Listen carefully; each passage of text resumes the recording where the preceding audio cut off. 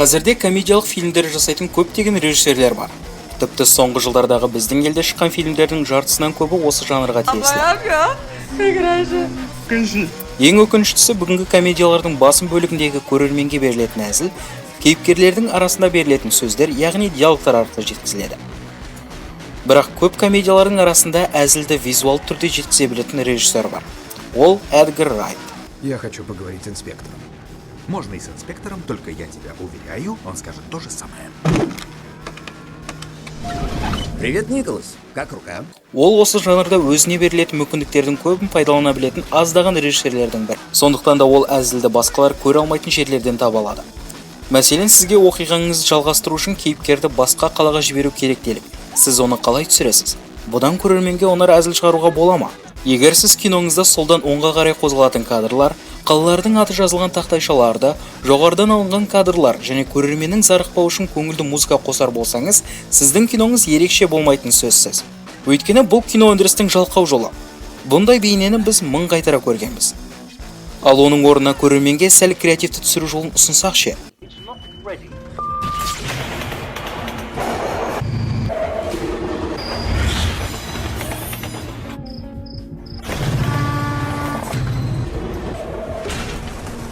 Міне дәл осылай. Бұл ешқандай да жылдам монтаж емес. Бейне көптеген визуалды баяндауға толы. Бұл екі такси жазбасы біздің қайдан келгенімізді, қайда бара жатқанымызды көрсетсе, келесі екі кадр кейіпкеріміздің өркениеттен тыс жерге аттанғанын бейнелеп тұр.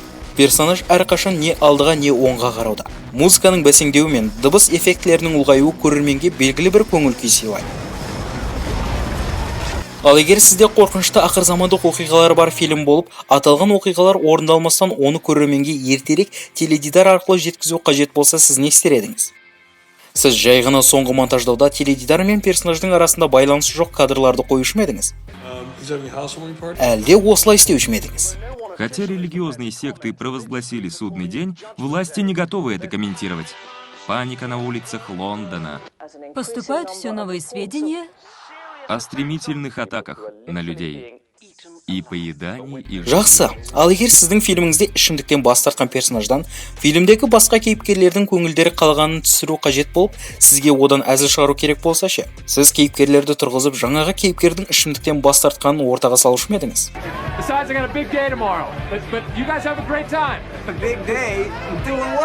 Әлде осылай істеуші ме едіңіз?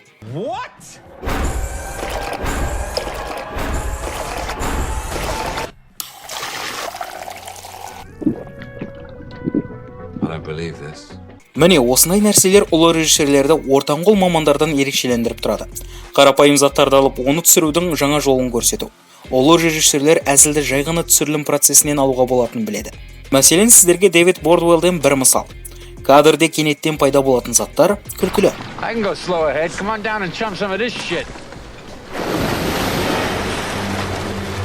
Және тек қана кадрда пайда болатын заттар ғана емес, керісінше кадрдан шығатын нәрселер де күлкі сыйлауы мүмкін. Скажи, мисс Лори, до свидания. До свидания, мисс Лора. Көрермен күлкісін зум арқылы алса да болады.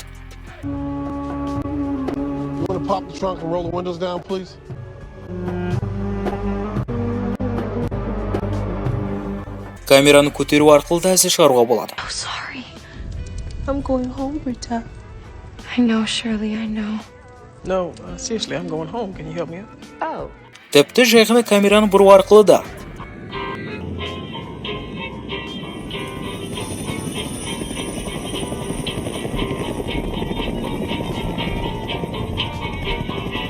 Мартин Скорсезе айтқанда, кинода кадрдегі және кадрдан тыс нәрсе де маңызды. Сондықтан кадр жайлы ойланыңыз. Мәселе комедияның ақылды не ақмақ екендігінде емес. Бастысы тамашалап отырған көрерменді күлдірте алса болғаны.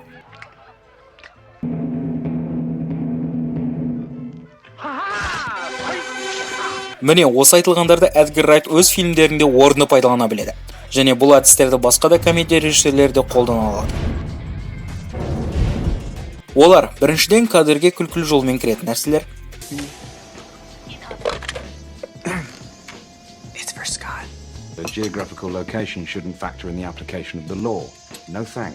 Екіншіден кадрден күлкілі жолмен шығатын нәрселер.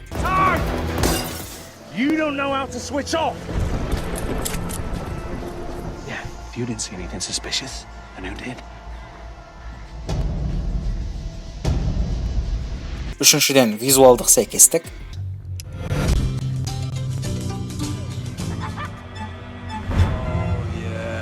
I remember this one. Wallace, how do you do that? Wallace! Төртіншіден, сәтті іріктелген дыбыс эффектілері.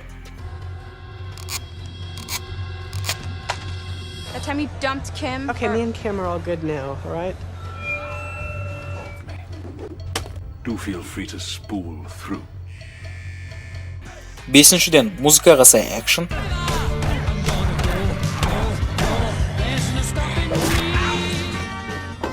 Drinking. Beer, pubs. Shall we? Алтыншыдан, көңіл күй жеткізе білетін жарық. Gotta be a man.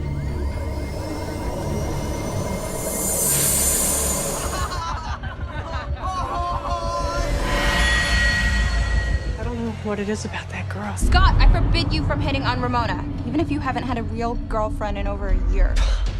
Және де, I'm taking a shortcut before.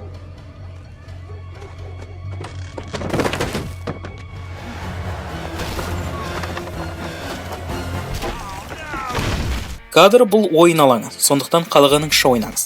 Және де келесі жолы кинотеатрға барып, кезекті комедияға 1000 теңгеңізді жұмсарда, сапасы Вайннан да аз киноға қанағаттанудың қажеті жоқ екенін түсінгеніңіз абзал.